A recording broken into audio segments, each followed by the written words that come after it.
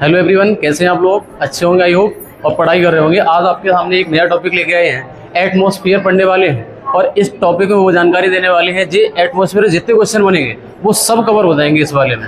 और इस क्लास की जो पीडीएफ है वो हमारे टेलीग्राम चैनल में पड़ी हुई है। इसकी लिंक टेलीग्राम की हमारे इसी डिस्क्रिप्शन बॉक्स में पड़ी हुई है, वहाँ से जाके ले सकते हैं। प्लस जो हमारी ज्योग्राफी की और भी क्लासें हुई हैं उनकी भी लिंक इसी डिस्क्रिप्शन बॉक्स में है, वहाँ से जाके आप पिछली वीडियो वॉच कर सकते हैं और हमारी सभी वीडियो यहाँ तक आ सकते हैं। और आप बहुत सारा कंटेंट एंजॉय कर सकते हैं। जीएस का बहुत सारा कंटेंट कराने वाले हैं आगे भविष्य में। प्लस हमारे साइंस का भी कंटेंट चल रहा है, इससे आप जुड़ सकते हैं और हमारे साथ जुड़ के पढ़ाई कर सकते हैं, एक बेहतर तैयारी को अंजाम दे सकते हैं मेरे भाई। और आ जाओ, अगर आप सिर्फ वीडियो देखने आए हो खोल के देखो तो यहीं से लौट जाइए, क्योंकि पढ़ाई आपसे होने वाली नहीं है। अदरवाइज अगर आप टाइम बचाना है 20 की स्पीड पे अभी स्टार्ट कर लीजिए, जल्दी जल्दी देख के निकल जाइए। प्लस पढ़ने वालों का काम होता है थोड़ा आसानी से होता है, जल्दबाजी से कुछ होने वाला नहीं है। अगर पढ़ना है तो सब्सक्राइब कर लो, नहीं तो चले जाइए। चलो आ जाओ इधर। हाँ, वायुमंडल की बात करें, वायुमंडल की बात करेंगे, कोई बात नहीं, क्योंकि बिना पढ़ने वाले नहीं पढ़ेंगे, वो सिर्फ देख के जाएंगे वीडियो। हमें पता है, क्योंकि हमें पता है पढ़ने वालों को क्या होता है, वीडियो देखी चलेगी, वीडियो देखी चलेगी, कोई दिक्कत नहीं। पढ़ने वाले 2 आए वो ज़्यादा बढ़िया है, 2 व्यू आए, लेकिन पढ़ने वालों को पता चले वीडियो देखी चले गए, उनके व्यू ना आए वो ज़्यादा बढ़िया है ना। ज़्यादा बढ़िया क्यों? कोई अर्निंग तो है नहीं, करनी नहीं इससे, सिर्फ वीडियो चलानी है, वीडियो रिकॉर्ड करके तुम्हारे लिए डालनी है। सिर्फ देखने पढ़ने वाले रुकेंगे, बाकी लोग फालतू लोग चले जाएंगे, ज़्यादा बढ़िया रहेगा। इधर आ जाओ, वायुमंडल की बात करें। गैसों का आवरण जो पृथ्वी के चारों ओर गुरुत्वाकर्षण के कारण होता है। परिभाषाएं एकदम सटीक शब्दों में, एकदम संक्षिप्त शब्दों में लिखी हुई है। मैंने कहा एटमॉस्फेयर किसे कहते हैं? किसे कहते हैं वायुमंडल? वायुमंडल उसे कहते हैं जो गैसों का आवरण जो पृथ्वी के चारों ओर गुरुत्वाकर्षण के कारण टिका है। ग्रेविटेशनल फोर्स की वजह से जो हमारी गैसों का आवरण पृथ्वी के चारों ओर टिका हुआ है, यही हमारा क्या है? वायुमंडल। और हम वो स्पीड मेंटेन करके चलेंगे कि हमारा जल्दी भी होता रहे और समझ भी आता रहे, ठीक है।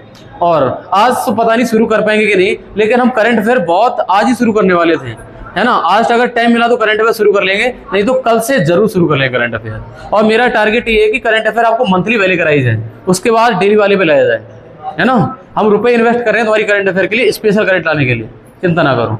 इधर आ जाओ, हम बात करें जो हमारे कंपोनेंट क्या होते हैं। वायुमंडल बनता किससे किससे है? तो वायुमंडल मेरे भाई 3 चीजों से मिलकर बनता है, गैस से, जलवाष्प से और धूल के। मैंने कहा कहे तो इंग्लिश में लिखा गैसेस, वेपर और डस्ट पार्टिकल। इन 3 चीजों के मिलने से हमारा क्या बनता है? वायुमंडल।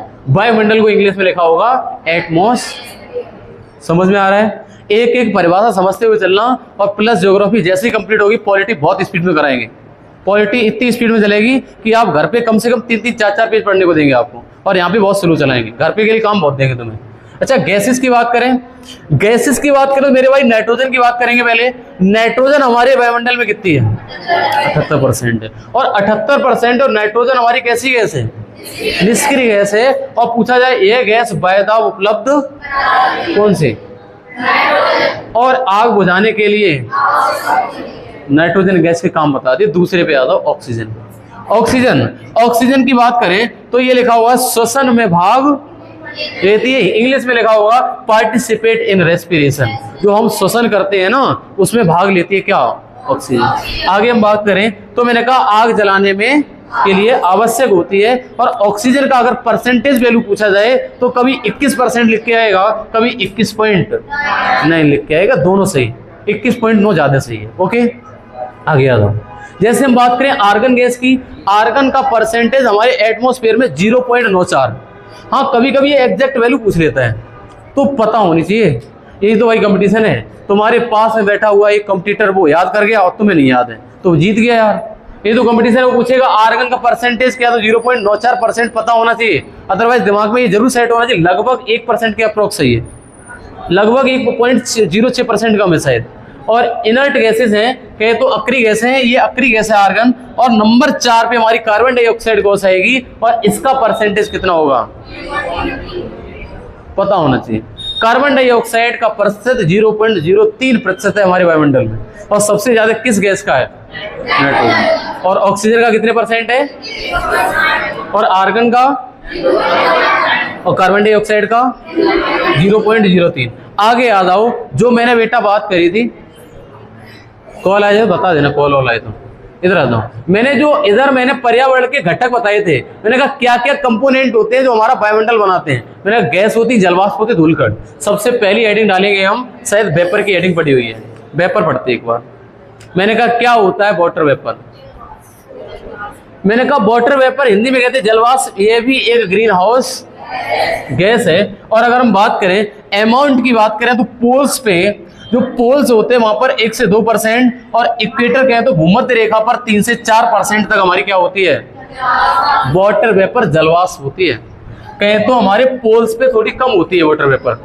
जलवाष्प हमारे जो पृथ्वी के ध्रुव होते हैं ना, अगर बेटा हम ध्रुव बनाए तो हमारी पृथ्वी ऐसे बनेगी, और पृथ्वी के जो पोल्स होते हैं यहाँ पर 1 से 2% तक होती है। वहीं पर इक्वेटर की अगर बात करेंगे तो इक्वेटर पे 3 से लेकर 4% तक क्या होती है, वाटर वेपर। और ये वाली वैल्यू सिर्फ पढ़ने से याद होगी, अदरवाइज तुक्का नहीं लग पाएगा इसमें।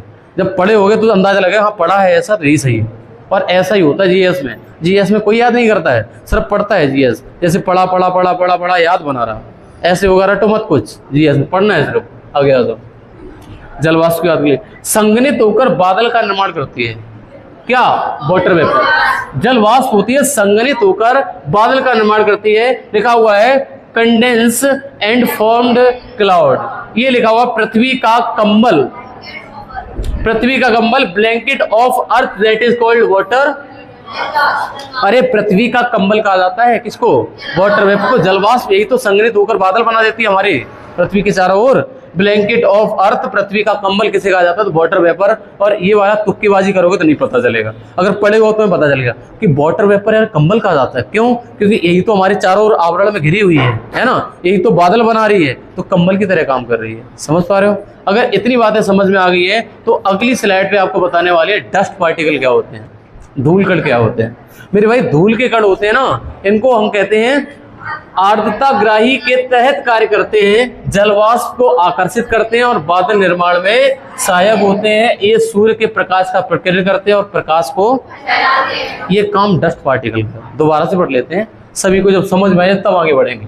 मैंने कहा आर्द्रताग्राही की तरह, मतलब ये जो धूल के कण होंगे ना, ये नमी को सूख लेंगे, आर्द्रताग्राही की तरह काम करती है जो हमारे वायुमंडल में धूल के कण है। दूसरा, जलवाष्प को आकर्षित करते हैं और बादल के निर्माण में सहायक होते हैं। बादल बने हुए दिखाई देते, डस्ट पार्टिकल मिले होते हैं, उसमें मिले होते हैं ना, सहायक होते हैं। ये सूर्य के प्रकाश का प्रकीर्णन करते हैं। जब सूर्य का प्रकाश से टकराता है तो सूर्य का प्रकाश फैलता है इधर उधर, प्रकीर्णन होता है और प्रकाश फैलाते हैं तो हमें वस्तुएं चमकती हैं और आसमान कैसा दिखाई देता है। ये धूल के कणों की वजह से ही हमें आसमान कैसा दिखाई देता है। अगर हमारे इस तरफ धूल के कण ना हो तो आसमान का कलर कैसा है, काला दिखाई देगा, काला दिखाई देगा। ये वाला क्वेश्चन पूछा जाता है ना। अगर ये धूल के कण बीच में होने की वजह से आसमान नीला दिखाई देता है और वस्तुएं चमकती। हम तो देखते हैं यार बादल नीला दिखाई देता है, पानी भरा हुआ, पानी नीला नीला नीला पानी नहीं भरा है, वो आपको प्रकीर्णन की वजह से होता है। ये कई बार साइंस का क्वेश्चन बनता है कि आसमान का रंग नीला किसकी वजह से, तो अपवर्तन नहीं, प्रकीर्णन की वजह से होता है। प्रकीर्णन साइंस इंग्लिश में नहीं पता क्या कहते हैं इसको, स्कैटरिंग कहते हैं क्या। अब इससे भी इंपोर्टेंट क्वेश्चन अब शुरू होते हैं। अभी तक पढ़े वहां से क्वेश्चन बनते हैं, लेकिन यहां से ज्यादा इंपोर्टेंट बनते हैं जो अब लेयर्स ऑफ एटमॉस्फेयर, वायुमंडल की परतों से बहुत सारे क्वेश्चन बनेंगे। वायुमंडल की परतों से पहला क्वेश्चन बनेगा क्षोभ मंडल। क्षोभ मंडल की बात करेंगे तो यह वायुमंडल की निचली परत होती है। जैसे अगर ये वाली पृथ्वी है ना, तो पृथ्वी के जस्ट पास वाली परत होगी, वो कौन सी होगी, यानी पृथ्वी के पास वाले लेयर को क्या कहा जाएगा, क्षोभ मंडल। क्षोभ मंडल को इंग्लिश कहते हैं ट्रोपोस्फियर। क्या कहते हैं, ट्रोपोस्फियर। ट्रोपोस्फियर इसलिए और पढ़ा रहे हैं पेपर में, अब ट्रोपोस्फियर को हिंदी में ट्रोपोस्फियर लिख के दे रहा है। जब ट्रोपो को ट्रोपो लिख के देगा, क्षोभ मंडल कहां से देख पाओगे तुम। तो ट्रोपोस्फियर वो हिंदी में लिख के देने लग गया, कई पेपर में दिख चुके हैं। ट्रोपोस्फियर होता है क्षोभ मंडल, यह वायुमंडल की सबसे निचली परत होती है। और इंग्लिश हिंदी दोनों हमारे नोट्स से देखो लिखा हुआ है air convection, air warm and rise up. ये लिखा है एयर संवहन, यहाँ संवहन वायु का संवहन होता है, वायु गर्म होती है और ऊपर किस मंडल में, मौसमी घटनाओं का संचालन होता है। ये कई बार रिपीटेड क्वेश्चन है, मौसमी घटनाओं का संचालन किस मंडल में होता है, किस परत में होता है, क्षोभ मंडल। ये क्वेश्चन पता नहीं कितनी बार देखने को मिलेगा अगर आप रेलवे वगैरह के एसएससी वगैरह क्वेश्चन देंगे। मौसमी घटनाओं का अध्ययन किस में संचालन होता है, तो हमारे क्षोभ मंडल में। और सबसे अधिक परिवर्तनशील परत है तो कौन सी, क्षोभ मंडल ऊपर नीचे होती रहती है। मतलब पृथ्वी कितने ऊपर जाए कितने नीचे जाए, ये बहुत ऊपर नीचे होते रहे, डिफ्लेक्शन हो जाता रहता है, कहने का मतलब समझ पा रहे मेरी बात को। ये कह रहे हैं मौसमी घटनाओं का संचालन होता है, सबसे अधिक परिवर्तनशील परत है, ऊंचाई बढ़ती है, भारी गैस कम हो जाती है।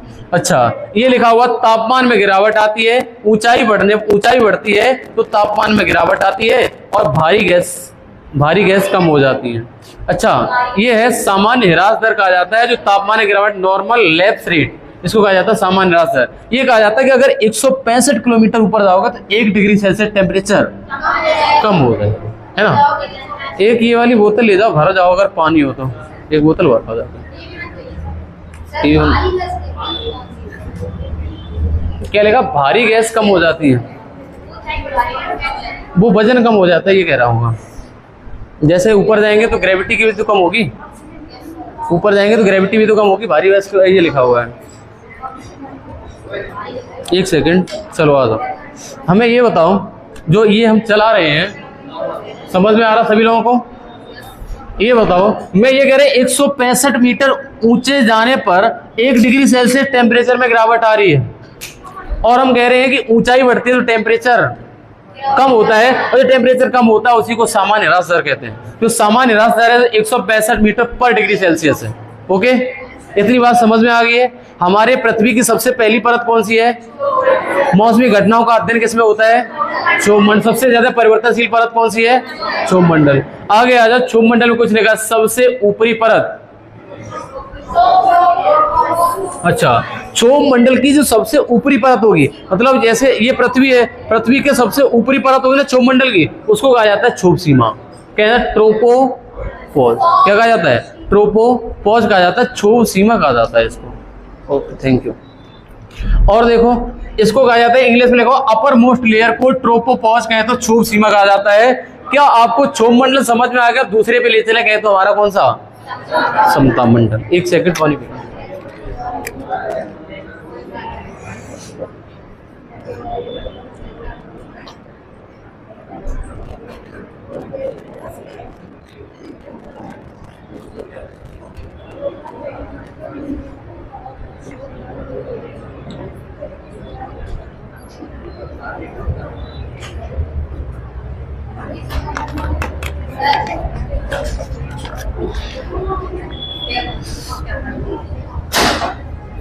देखो, इधर आ जाओ, समता मंडल की बात करेंगे, सभी लोग ध्यान देंगे।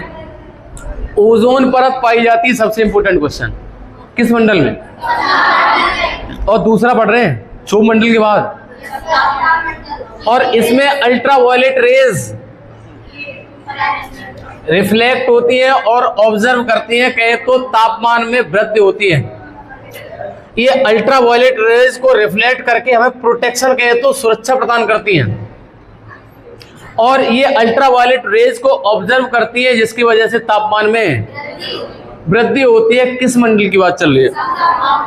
समता मंडल की बात चल रही है। अच्छा, इसमें ध्यान देना, इसमें ये इंपॉर्टेंट क्वेश्चन बनता है, ओजोन परत किस मंडल में पाई जाती है? डायरेक्ट क्वेश्चन आता है, समता मंडल। और मौसमी घटनाएं किस मंडल में?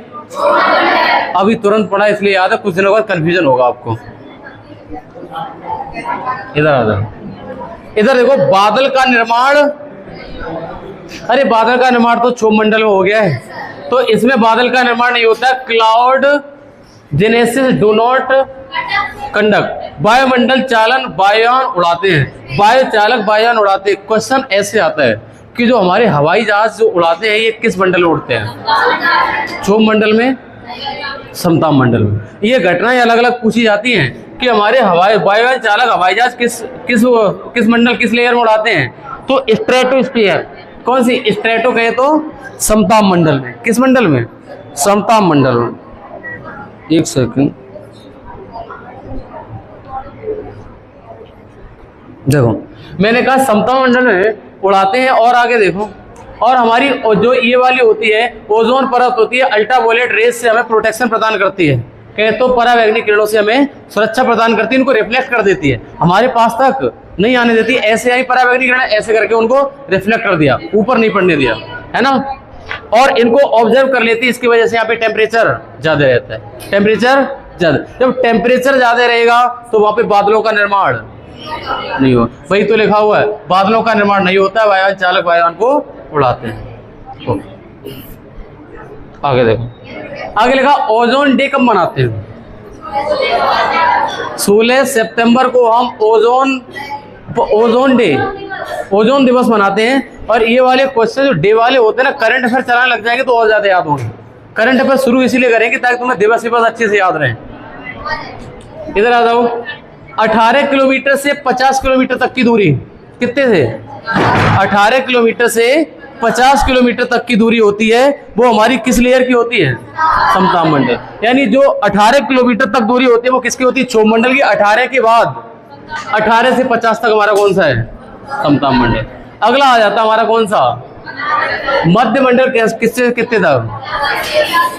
पहला हमने 18 तक रखा क्षोभ मंडल, 18 से 50 और 50 से 80। 50 से 80 है ना, इसमें धूलकण नहीं पाए जाते हैं, इसलिए लाइट सीधे सीधे निकल जाती है। वायुमंडल की सबसे ठंडी परत होती है, वो कौन सी होती है? मध्य मंडल कहे तो मीजोस्फीयर। सबसे पहले कौन सी थी? इंग्लिश में क्या कहा था? एक बार देख लो। ट्रोपो, फिर स्ट्रेटो, ट्रोपो, स्ट्रेटो, और इसके बाद में हमारी मध्य मंडल को मीजोस्फीयर कहते हैं। क्या कहते हैं? मीजोस्फीयर कहते हैं। और 50 से 80 किलोमीटर तक, ये बताओ धूल के कण नहीं होंगे तो प्रकाश सीधा सीधा निकल जाएगा। अगर धूल के कण होंगे तो रुकेगा प्रकाश, अगर लाइट रुकेगी टेम्परेचर बढ़ेगा। तो यहाँ पर धूल के कण न होने की वजह से लाइट सीधी सीधी निकल जाती है, इसलिए ये सबसे ठंडी परत होती है। क्वेश्चन पूछा जाता है। और सबसे ज्यादा गर्म कौन सी परत होती है?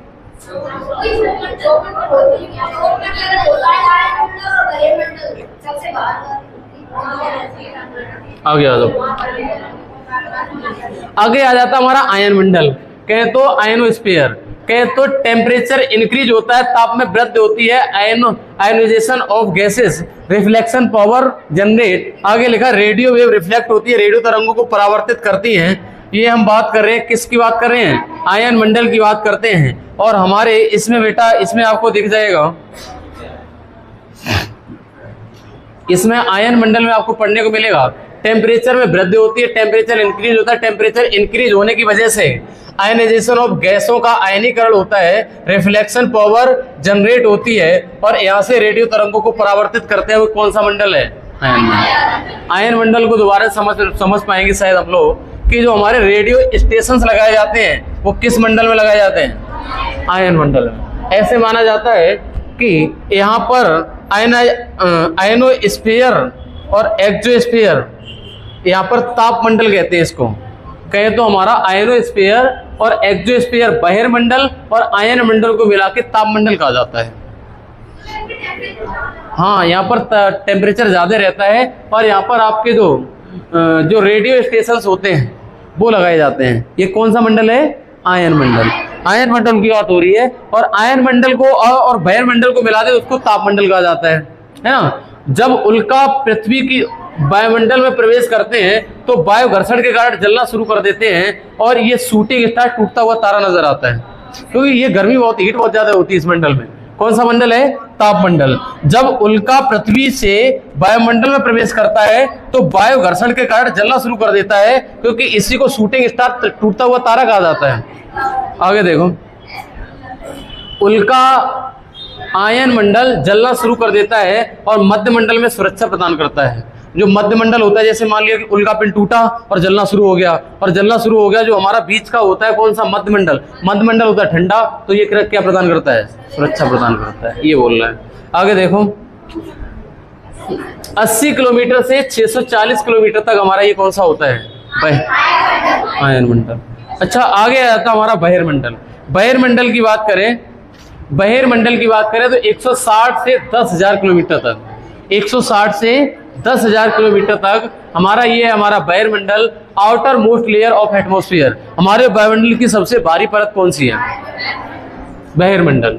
और आगे लिखा हुआ वायुमंडल की सबसे बाह्य परत है और कृत्रिम उपग्रह स्थापित किए जाते हैं यहाँ पे। क्या? जो हमारे सैटेलाइट होते हैं ना, ये बहिर्मंडल में स्थापित किया जाए। जो हम आपको कुछ कुछ बातें बता रहे हैं ना, ये बातें बहुत पूछी जाती हैं कि हमारे जो कृत्रिम उपग्रह होते हैं, जो हमारे आर्टिफिशियल सैटेलाइट होते हैं, कहाँ स्थापित किए जाते हैं? तो बहिर्मंडल में। और जो मैंने जो आयन मंडल बताया था, आयन मंडल पढ़ा था आपने, वहां पर टेम्परेचर इंक्रीज होता है, ये मैंने पढ़ाया था। और यहाँ पे मैंने लिखा, नोट लिखा, एटमॉस्फेरिक टेम्परेचर, वायुमंडलीय ताप होता है ना, वो बढ़ जाता है पार्थिव विकिरण के कारण। पार्थिव विकिरण के कारण यहाँ पर टेम्परेचर बढ़ जाता है। और पार्थिव विकिरण को समझने से पहले हमें लगता है कि इसमें पार्थिव विकिरण को ऐसे समझा जाएगा कि जैसे सूर्य का प्रकाश आया, यहाँ से ऐसे गया, टेम्परेचर बढ़ा, जाके ऊपर कम हो गया और वायुमंडलीय धूलकण हुए बीच में। जो पार्थिव विकिरण का कारण होता है, ये वायुमंडलीय कण वायुमंडल को कोलॉइड विलयन का उदाहरण है। Earth magnetism protected by harmful cosmic किरण। खैर, कुल मिला के हमारा बहिर्मंडल तक हमारे जो लेयर थे हमारे एटमॉस्फेयर के, वो कंप्लीट हो जाते हैं।